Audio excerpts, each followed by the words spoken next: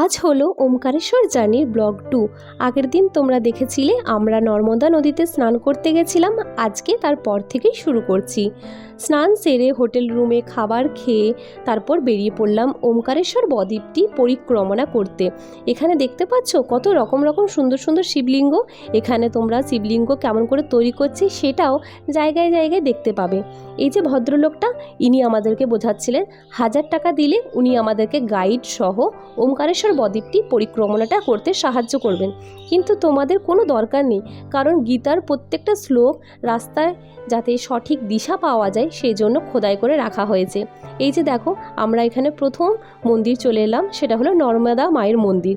নর্মদা মায়ের দর্শন করে তারপর চলে গেলাম আমরা কেদারেশ্বর মন্দির। পায়ের ক্ষমতা এবং মনের ভক্তি থাকলে তবেই কিন্তু আপনি পরিক্রমাটা সাকসেসফুলিভাবে কমপ্লিট করতে পারবেন, কারণ পরিক্রমা করতে টাইম লাগবে 3 ঘন্টার মতো। আজকে আসি।